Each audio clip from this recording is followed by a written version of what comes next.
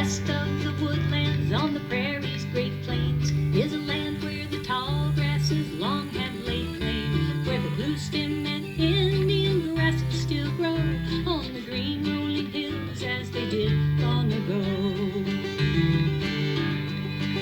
Their sweet rocky soil would never allow the farmers to bring in their disc and their plow. It protected our prairie when others were lost, and saved the last place native grasses grow tall. A singer and songwriter who's become known as the Flint Hills Balladeer, Annie Wilson performs with Kim Schmidt on the fiddle, Jim Versh on mandolin, and Carl Reed on bass in a group called the Tallgrass Express String Band. They often show up to provide entertainment in places like the Kaw Mission State Historic Site in Council Grove. I did not grow up in the Flint Hills. I am a city girl, and I grew up in Wichita. My great-grandfather and grandfather and father are my connection to the Flint Hills, but I did not grow up here. I'm culturally deprived, and as John says, a city kid, and so, but I did spend a lot of weekends and summer times out here, and so that's where I thought, this is where I want to live.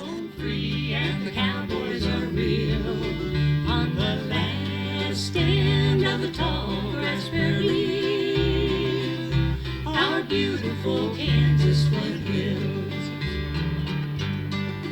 So when did you finally move out to the Flint Hills? Well, after college, and then I did go to graduate school, but worked in the summers in Greenwood County area, and then and we ranched over there for about 18 years, I think, and then we moved over here about 25 years ago. I'm telling how old I am. But yeah, I've been out here way more than half my life, and feel like this is it. One of Annie and her husband John's 3 daughters, Emily, comes back to the ranch as often as she can from her current home outside Lawrence. She recalls what it was like growing up here in what might be called a free-range childhood. Oh, we spent a lot of time outside and playing and doing fun things. I mean, we'd go on little adventures, and we had a big swing down there, and we had a big kind of a log lean-to that they built, and we would go down and play in that in the magic forest, and good tubing down in the creeks in the summertime, and catching frogs and little creatures, that sort of thing is really fun. We'd never go too far. We could hear a bell ring when it was time to come back home, so we were just kind of allowed to run out and do fun stuff. When the kids were little, I did bookkeeping. I've always done bookkeeping, which you have to do bookkeeping for the ranch anyway, and then did some other small businesses, and that's something I could do and be at home. You know, everybody thinks that agriculture and farming are the simple life, and it's really very complicated, and I sometimes just don't know how people do it. But you just do the best you can, and there's good years and bad years, and anytime you have a good year, you remember well that this is not going to last. You gotta be ready for the next dry run, as we say. My name is Annie Wilson, and I'm the program coordinator of the Flint Hills MAP project. Annie has supplemented the family's ranching income with other jobs in addition to bookkeeping. With a law degree from the University of Kansas, she's worked as an attorney, and she's also taught language arts and social studies in high school and community college. She's currently serving as program coordinator for the Flint Hills MAP project, which has installed large permanent displays in schools throughout the region.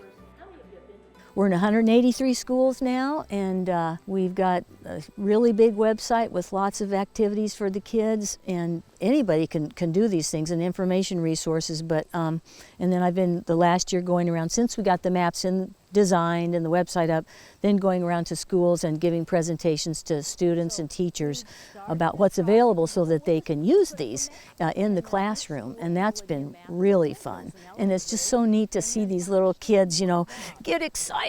I try to tell them, you know, you don't just live anywhere. You live in the Flint Hills, the last 4% of tallgrass prairie in North America, and they just go, whoa, I do, you know, and they like that. And we need to give them that, because a lot of them sort of think they're from nowhere, and that's so wrong. And we do have a lot of struggles in our rural economy so that families can stay, but when we have a big component of the program of economic development and trying to get kids to think about ways that they can stay, new avenues, telecommuting and agritourism and some of the new sporting type tourism things, the bike races. And I know that's not the answer for everything. I understand that.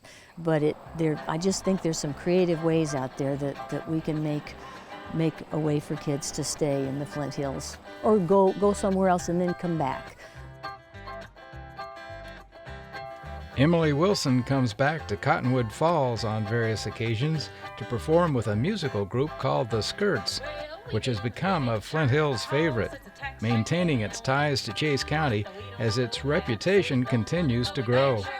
Each one of us has had a different experience kind of getting brought into the community, but we all are connected in it in some way, and we're very much a Chase County band. Let's go down by the river tonight. Let's go down by the river tonight. Look at the stars above. We'll make sweet love. It's going down by the river tonight. Emily says that she developed a new appreciation for her home in the Flint Hills after going away to college. Especially as I got older, I went to K-State, which was a rural gathering place for college students, and so we had a lot of people that had similar backgrounds, but not many people had come from the Flint Hills that I was directly around. I lived on an international floor, and so there were a lot of people that were from China and all over the world, and so it was very interesting for them to experience this place and see the ranch. And I mean, they really were blown away by this place out here, and so that was kind of eye-opening. You know, it's like, oh, it is really great.